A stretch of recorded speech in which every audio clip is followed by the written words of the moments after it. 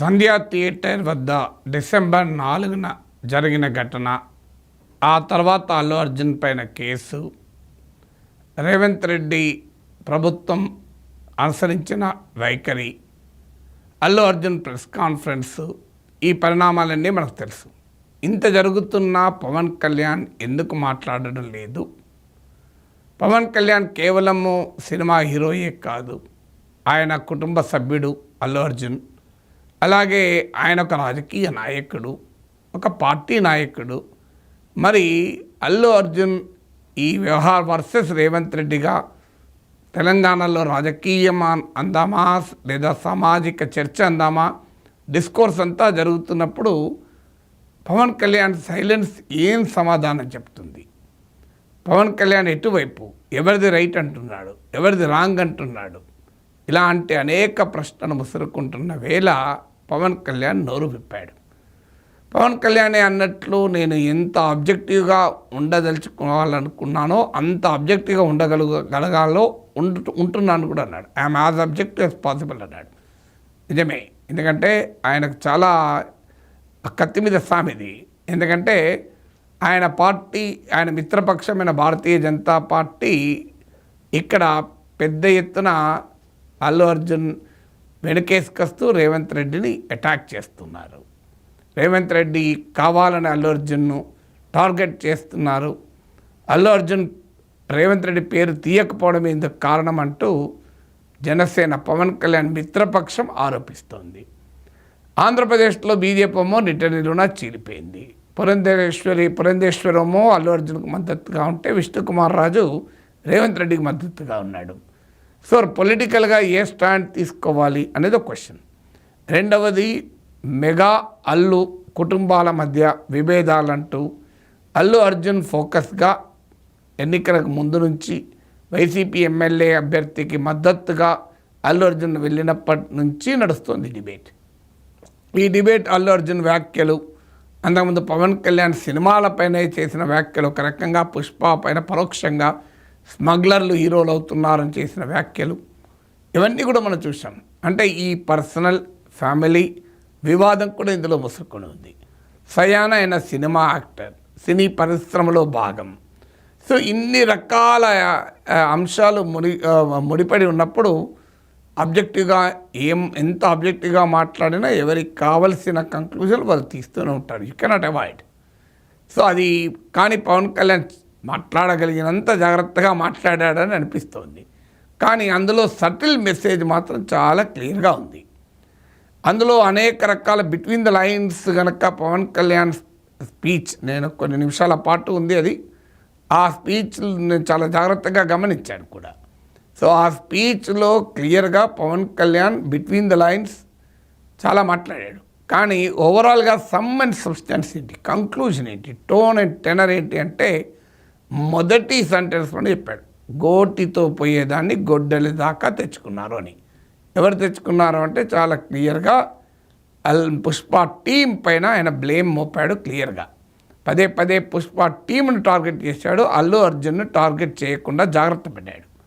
అల్లు అర్జున్ బాధ్యత ఉంటుంది అని చెప్తూనే ప్రధానంగా సినిమా అనేది టీం వర్క్ అని.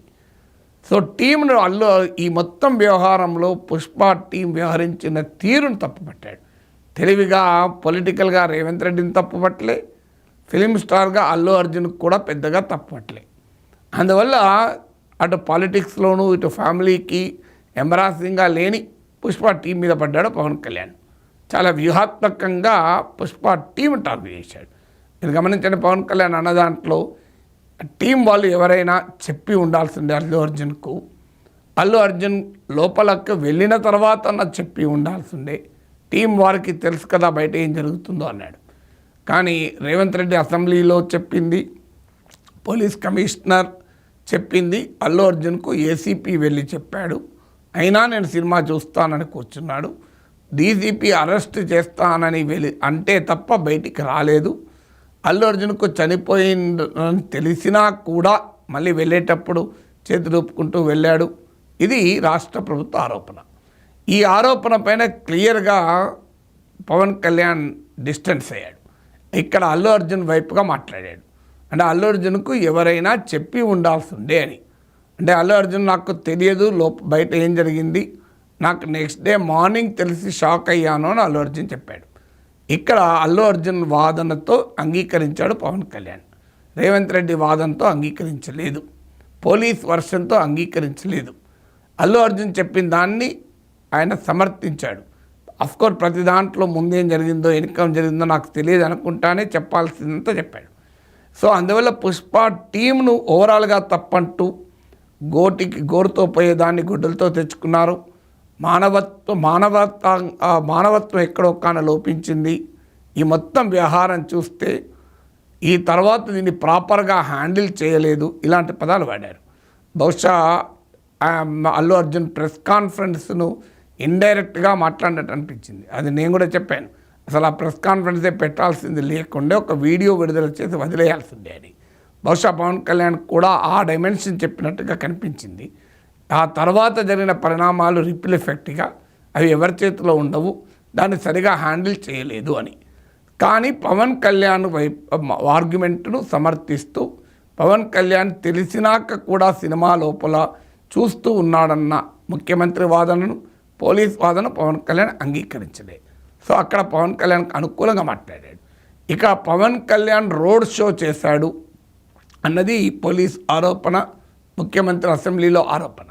దానికి అల్లు అర్జున్ వివరణ ఇచ్చి నేను రోడ్ షో చేయలేదు, కేవలం నాకు అహంకారం అనుకుంటారు, నేను లోపలే ఉంటే నా టీం మా సెక్యూరిటీ వాళ్ళు పోలీస్ వాళ్ళు చెప్పారు మీరు విష్ చేస్తేనే అభిమానులు కదులుతారు అని. పవన్ కళ్యాణ్ దీన్ని సమర్థించాడు. సినిమా హీరో ఆ మాత్రం తన అభిమానులు తన కోసం వచ్చిన వేలాది మందిని క్రియేట్ చేయకుండా ఎలా ఉండగలుగుతాడో ఒక నమస్తే పెట్టకుండా అని. సో అక్కడ రోడ్ షో చేశాడని పవన్ కళ్యాణ్ ప్రభుత్వ వాదనను సమర్థించలేదు. అంటే క్లియర్గా ఈ రెండు అంశాల్లో అంటే తెలిసినాక కూడా పవన్ కళ్యాణ్ అల్లు అర్జున్ సినిమా హాల్లోనే ఉన్నాడు, సినిమా చూసుకుంటూ ఉన్నాడు, సినిమా చూశాక తెలిసినాక రేవతి చనిపోయింది అని తెలిసాక కూడా తన చేతులుపుతూ వెళ్ళాడు అన్న పోలీస్ వాదన విషయంలో కానీ, అలాగే ఈ రోడ్ షో విషయంలో కానీ క్లియర్గా పవన్ కళ్యాణ్ అల్లు అర్జున్ వైఖరిని సమర్థించాడు.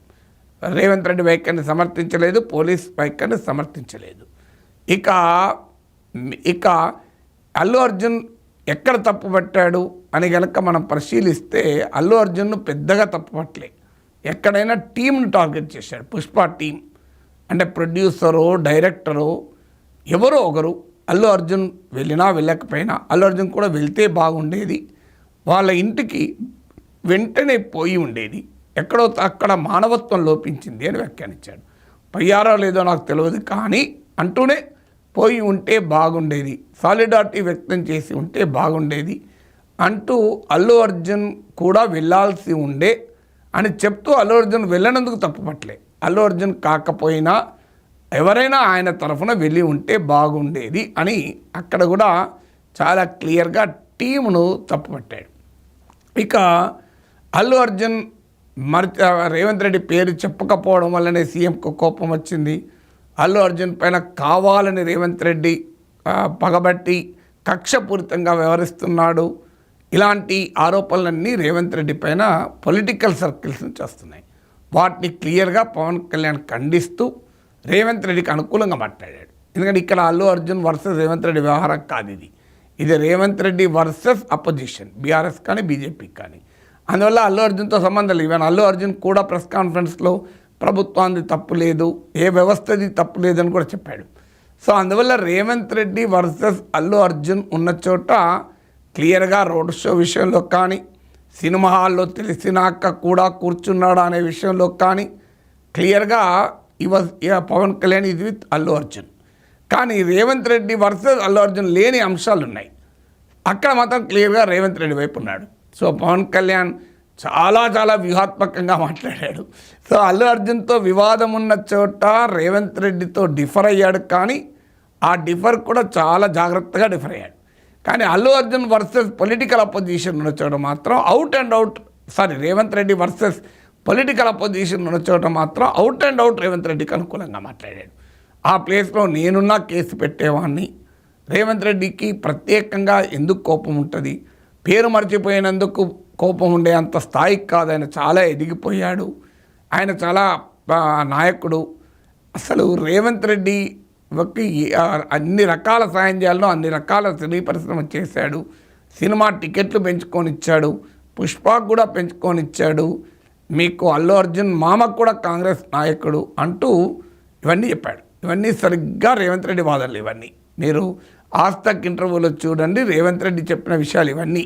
మేము సినిమా టికెట్లు పెంచుకొని ఇచ్చాం, బెనిఫిట్ షోలకు అనుమతి ఇచ్చాం, మా అల్లు అర్జున్ మా అత్తగారు తరఫున నాకు బంధువు, వాళ్ళ మామ కాంగ్రెస్ పార్టీ, ఇవన్నీ చెప్పాడు. సో అందువల్ల ఇక్కడ క్లియర్గా రేవంత్ రెడ్డి వర్షన్ను సమర్థించాడు. So Revanth Reddy versus opposition దగ్గర బలంగా రేవంత్ రెడ్డి వైపు ఉన్నాడు. తన మిత్రపక్షమైన బీజేపీ వైపు కూడా లేడు. ఇలాగో ఆంధ్రప్రదేశ్లో తన మిత్రపక్షాన బీజేపీ గందరగోళంలో ఉండడం పవన్ కళ్యాణ్కి అడ్వాంటేజ్ కూడా అయింది. ఎందుకంటే అశ్విని వైష్ణవ్ కేంద్ర బీజేపీ నాయకులు, కేంద్ర మంత్రికి కూడా అల్లు అర్జున్ విషయంలో రేవంత్ రెడ్డిని తప్పుపట్టారు. సో అందువల్ల బీజేపీ అఫీషియల్గా తెలంగాణలోనే కాదు, జాతీయ బీజేపీ కూడా రేవంత్ రెడ్డిని తప్పుపట్టింది. ఆంధ్ర బీజేపీ మాత్రమే చీలిపోయింది. అక్కడ కూడా అధికారికంగా పురంధేశ్వర్ వర్షన్ అధికారికంగా అనుకుంటే ఆమె క్లియర్గా అల్లు అర్జున్కు సమర్థిస్తూ రేవంత్ రెడ్డి తప్పుపట్టారు. కానీ తన మిత్రపక్షంతో ఇక్కడ డిమార్కెట్ చేసుకున్నాడు. తెలివిగా వ్యూహాత్మకంగా రేవంత్ రెడ్డికి మద్దతుగా ఉంటూ ఆ ప్లేస్లో తానున్నా అంతే చేస్తాను, ఎవరున్నా అంతే చేయాలి. ఎందుకంటే కేసు పెట్టకపోతే పోలీసులు అంగీకరించరు, ప్రజలు కూడా అంగీకరించరు. చట్టం ఎవరికైనా ఒకటే, లా విల్ టేక్ ఇట్, లా ఎవరికైనా ఒకటే, లాకు పాపులరు పవర్ఫుల్తో సంబంధం లేదు అంటూ సెలబ్రిటీ వర్సెస్ కామన్ మ్యాన్ అనే అంశంలో ప్రభుత్వాన్ని, రేవంత్ రెడ్డి ప్రభుత్వాన్ని సమర్థించాడు. సో అల్టిమేట్గా ఓవరాల్గా చూసినప్పుడు the way it is badly handle అనే ఒపీనియన్ వ్యక్తం చేస్తూ ఎక్కడో చోట మానవత్వం లోపించింది అన్నాడు. కానీ ఆ మానవత్వం ఎవరిలో లోపించింది అనే విషయంలో అల్లు అర్జున్లో మానవత్వం లోపించిందల్లే. ఓవరాల్గా టీం వ్యవహరించిన తీరులో మానవత్వం లోపించింది అన్నాడు. అక్కడ కూడా వ్యక్తులను ఎవరిని టార్గెట్ చేయలే, సుకుమార్నో ప్రొడ్యూసర్ టార్గెట్ చేయలే. ఈ మొత్తం ఎపిసోడ్లో వ్యవహరించిన తీరులో మానవత్వం లోపించింది.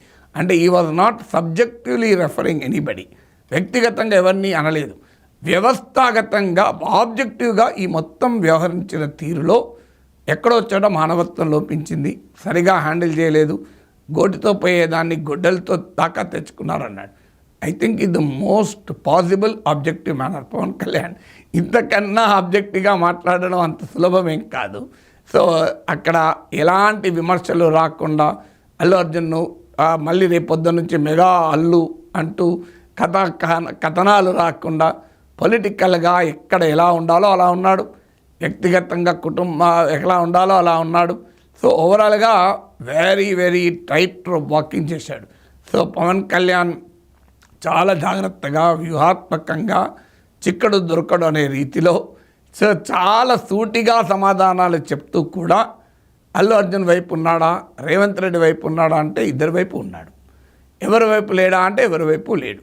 సో అసలు కీలకమైన అంశాలు, పోలీస్ పర్మిషన్ ఉందా లేదా, పోలీసు పర్మిషన్ ఇవ్వకపోయినా ఎందుకు వెళ్ళాడు అల్లు అర్జున్, ఇలాంటి అంశాలపైన సమాధానం చెప్పలేదు. కానీ అక్కడ మళ్ళీ కూడా అన్నాడు, సినిమా హాల్కి ఎందుకు పోతాడు ఒక హీరో అంటూ అల్లు అర్జున్ వాదన సమర్థించాడు. మీరు గమనిస్తే సో తాను ఒక ప్రశంస కోరుకుంటాడు, తప్పు కాదు కదా, ఎవరైనా తాను నటించిన దానికి ప్రజలు ఎలా స్పందించాలో కోరుకుంటాడు అన్నాడు. అదే సమయంలో తాను పోవడం లేదు, చిరంజీవి ముసుగేసుకొని వెళ్ళేవారు అన్నాడు. సో అందువల్ల అల్లు అర్జున్ పోవడం తప్ప ఒప్ప అంటే అల్లు అర్జున్ చేసిన తప్పేమీ కాదు, తాను మాత్రం పోయేవాని కాదు అన్నాడు. మరి ఎలా అర్థం చేసుకోవాలి? అందువల్ల యాజ్ అబ్జెక్టివ్ యాజ్ పాసిబుల్ అని అన్నాడే, ఆ పని చాలా తెలివిగా చేశాడు పవన్ కళ్యాణ్.